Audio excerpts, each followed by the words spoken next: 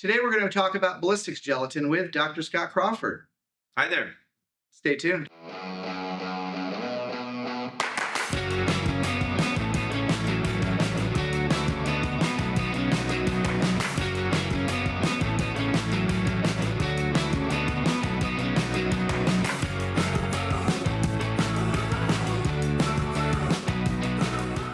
So welcome to this episode of This Old Manikin. I'm your host, David Shablock.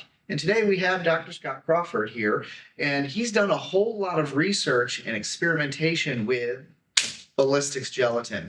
And that's why I thought it was important to have him on this episode, because he's done a lot of this work and saved you some hassle and going to give you some good experiences on how to get started with it, what his experiences have been, and some tips and tricks. So Dr. Crawford, thank you for being on an episode. Thank you for agreeing to come on this episode here.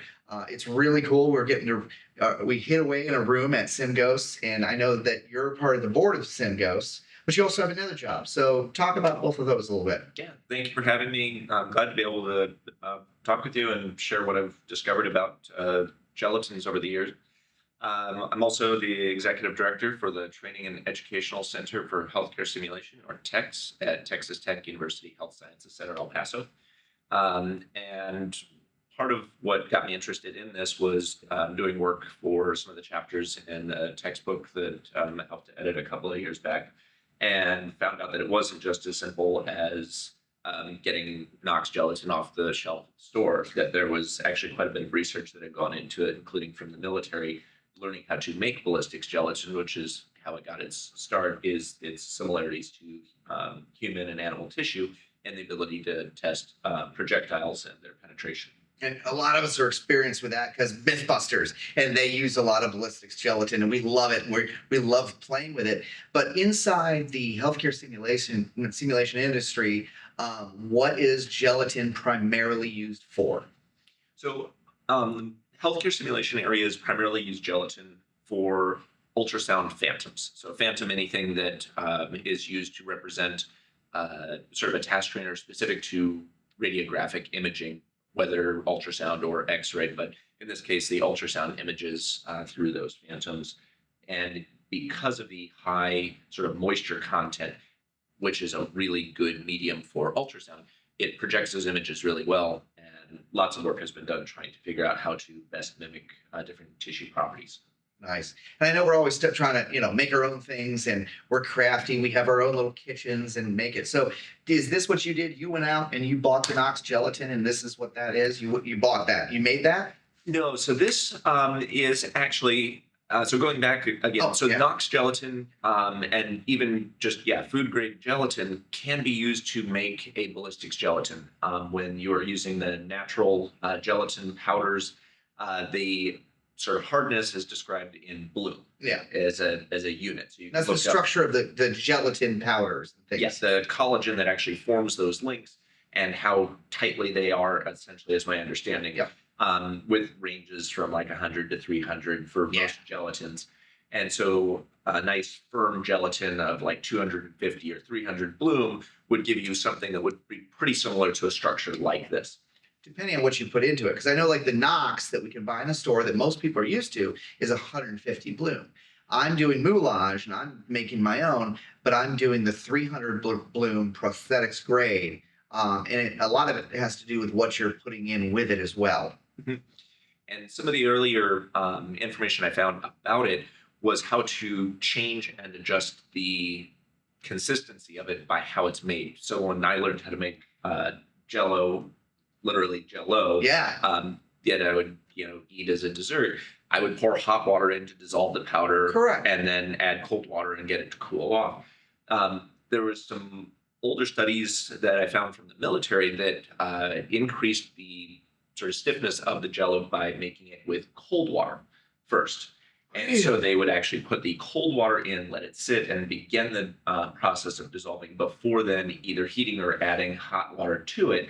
And that it changed the end product significantly. And that was one of their original instructions for how to make that type of ballistics gelatin. And see, that makes sense, because when you buy gelatin in a store or you go to a restaurant and get Jello, it is much firmer, it's much harder, but when you make it like, I know that some people use PPH jello and stuff like that, it's very loose, it's frangible, it's it gelates more and things like that. So how you make it, even the temperatures, makes that firmness difference. Because I know when I make mine, I don't heat it at all. I just let it soak over time, like you were saying. But the temperature makes the difference. Mhm. Okay. But rather than working with the natural gelatin and that collagen, it has the potential, depending on how it's made, to mold and to desiccate and to go bad over time. So it can dry out because it's made with often waters or similar things that evaporate, or just develop mold and bacteria and stuff that can grow on it because it is a natural product. A couple of years ago at one of the Syngos conferences, went to a fantastic presentation where I got introduced to synthetic ballistics gelatin, which is what's actually in front of us here. Okay. And rather than being a collagen and water or aqueous solution, it is a thermoelastic polymer that is. So TPE. Yep. Okay. And there's a broad spectrum of those types of products, but Lots. any rubber that can melt or change shape depending on temperature and then be reformed and remelted. And in particular, the synthetic ballistics gelatin has some particularly useful properties because it is clear. So you can see through it, you can embed things in it. But the part that I hadn't understood until going to this class, and you've got some out here, is that it can be tinted and colored. So you have the ability to get this nice, solid, stiff product that can be melted and reused, much like a silicone, including coloring. But when you cut it or mangle it, you just throw it back in a crock pot, heat it back up, melt it down, and reuse it. Well, because that's important. Because some people, for their learning objectives, to illustrate for the students, they want to be able to see what's in it. But for a lot of things, the whole point of the ultrasound is, I can't see your veins in your vessels, so I shouldn't be able to on that, because it would just give it away. They're just going to follow where they can see to stick it, and it's, more theater of doing it than actually doing it. So we've got the Smooth On brand, not affiliated, not sponsored by, even though we love them, the So Strong pigments, which is usually used for tinting their urethane plastics, such as smooth cast and stuff like that. So you're saying that those polymer or polyester pigments will tint that well? Correct. Yeah, they Really? will. Based on some of the stuff that I've seen, you want to put it in not before it gets heated, but afterwards, so that it doesn't kind of cook the pigment. But that right as it's coming out, you can mix it, and as the name would imply, a couple of drops is enough to do an entire pint or quart of this type of material. It's so strong. It really is. That's not just a name.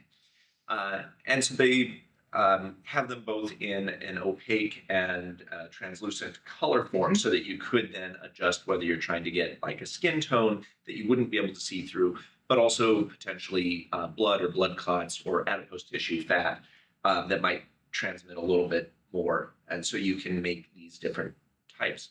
The other thing that I learned about from that original presentation a couple of years ago was that the ballistic gelatin came in different densities or different hardnesses. Like shore hardness with silicone. Essentially exactly like a shore hardness with silicone, but that you might not need a really stiff block like this. Yeah, that's firm. Right. I mean, just for fun, if you tried to tear this, it will not tear. It actually, you can see marks from where I had to get a serrated knife to try and divide this up, and it comes in a large block. Yeah.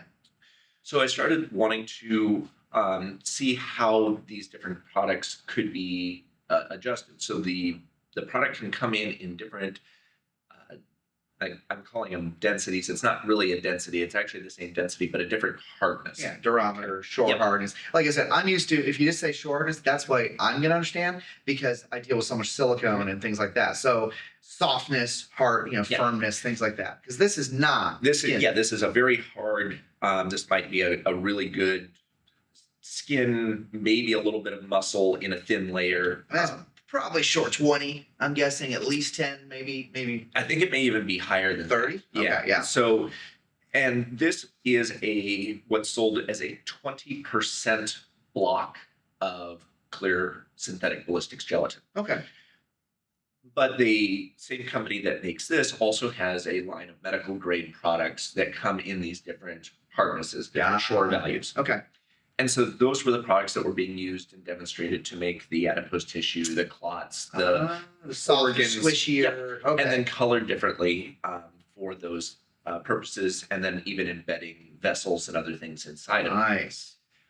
But I wanted to figure out how to do this myself. Yeah. Rather than having We to love buy, that. We love to figure it out. yeah, rather than having to buy those specific, already made lower hardness materials, could I get a big block of the hardest substance and then figure out how to titrate it down to be exactly what I'm looking for? Because it's not like what they make doesn't fit your needs, but you might have a specific learning objective that you're like, that's great, but I need it just like this, just like that. So you need to be able to make your own. You need that skill set to be able to say, to meet those learning objectives, I need it to be more like this, that, this. It's nothing against what they made.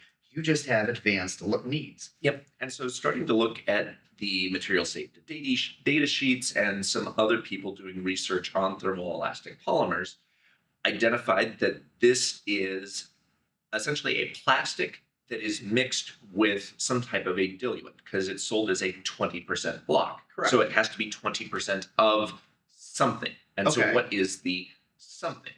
This is a density of 0.91. So this is actually a density. So, Okay. water has a density of 1. Okay. And so this, in theory, would float in water. And it is set up so that as you are, again, the data sheets have it that it is able to be melted, Yeah. but with very specific warnings about not to exceed temperatures of, I think it's like 270 degrees Fahrenheit or 290, somewhere in that It'll burn. range. It will actually spontaneously ignite. Oh, that's Just- bad. Just That's bad. I don't know if you know that. yeah. Well, especially, I mean, it depends on what you're going for. Yeah, well, yeah, there it is. But certainly inside of a sim lab, not what Exactly. you're going for. Yeah. So those properties all line up exactly with petroleum products, specifically mineral oil, liquid petroleum, just like this. What So you got? this is just mineral oil sold off the shelf at most drugstores for treating constipation. Yeah.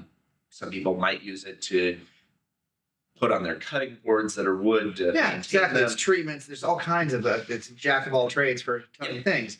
So you're saying you put that in there. As this melts down and becomes a liquid at the warmer temperatures, it can get mixed with this, and as it cools, it now has a lower hardness. Wait. So you're putting that in there to take it from that high shore hardness, that high firmness, and you're softening it with just mineral oil that's cheap and available and you can find anywhere. Correct. Really? Okay. And That's even in other amazing. countries was trying to find this. It might be under liquid paraffin. I found that as another when I was in South America. Really? That was how it was marketed there. Again, same general product. Yeah. But you can buy it from chemical supply companies, even at a university, Yeah. as a bulk gallon or larger chemical to then add in. So we've been able to modify some of our gelatins by buying the higher percentage and then cutting it ourselves. So you can grab this big block. I can now tint it to whatever color I want and control the softness to make it as soft as I need it, whatever tissues I need. That's amazing. So And you figured this out. been working on it with a couple of other folks, and it's been kind of fun to play with. Yeah. And This might be why he's here.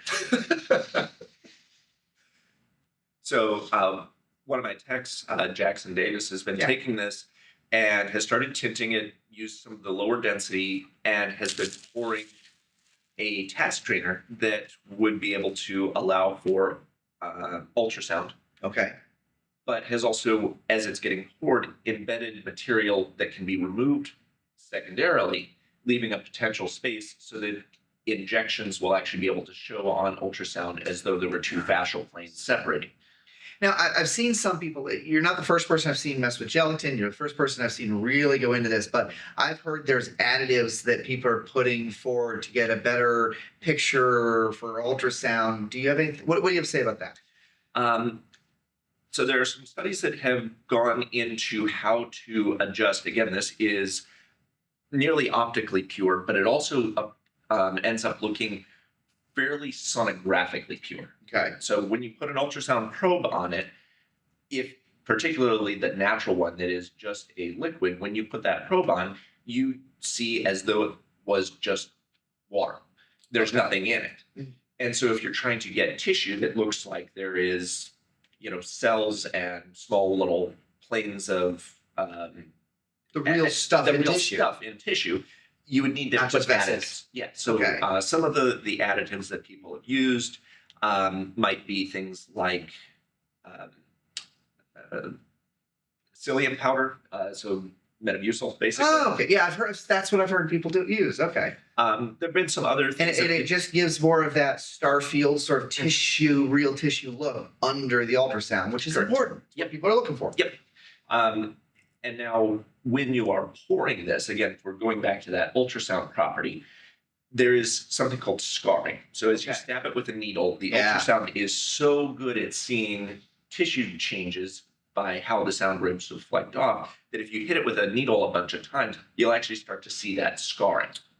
And it's going to show people where to go. It's going to show, it's going to give it away. And so that's why the ability to melt it down again is actually really helpful, is once it starts to get scarring and you can start to see those tracks, you can just melt it and it gets rid of those. When you're pouring it, you also have to be a little bit careful because that can show up as well. You pour one layer, you want to change something, you pour a second layer, even if it starts to sort of gel together, you will still end up seeing this vertical or horizontal line with your ultrasound probe straight across where those two interfaces are. Okay, so how do you try to avoid that?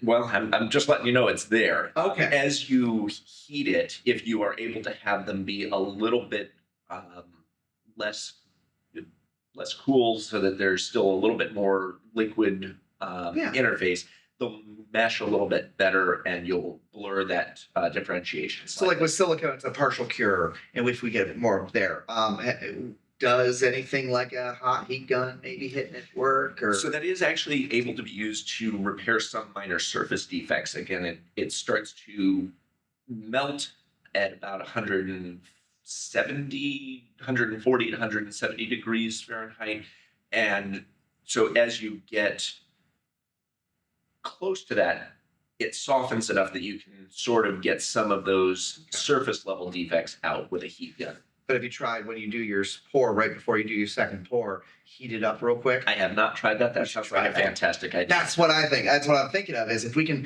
hit it real hot and just zing, zing, zing, zing, just to get it meshy, and then get that hot other layer. But anyways, that's for you to test next. Great. So, is there anything else that's important for people to know? Any other tips, tricks, or what exciting things have you been trying to work on with it? Well, first one, don't get it too hot, but crock pots are a great way to do it. Okay. Because they basically are pre-limited for all the ones that I've encountered, at least. I've taken a couple of different continents to sort of talk about and share some of what I've been doing. Actually did have some luck with an induction cooktop. Really? In Singapore. Worked much better than I was expecting. And so actually, so quick. That's what I was concerned about. Because again, the temperature spontaneous. Yep, nothing like going to a conference and spontaneously igniting a conference room. So we can't have the conference because Dr. Crawford burned the place down. Fortunately, it didn't happen. Good. But it really was one of the fastest ways I've ever seen to get this into a liquid form. This takes a while. You have to be patient. Yeah, several hours, 2, 3, 4 hours in a crock pot most times to do a block of it. And I was able to get it into a usable consistency within like 30 to 45 minutes on various induction cooktops. And it, again, did not ignite. So I would pay extra careful attention to it if you're using one of those. Vent hood but or something. It would, it has been tested at least and can help to melt it down. Wow. Because it's like when I'm melting down some of the clays and things like that, I got to start in the morning and make sure, I'm mixing and all that. Okay. Nice. When I'm doing that, and I'm using, obviously heat sensitive or heat proof spoon or some other device to move it out. So metal works really well. Oh yeah, metal's great.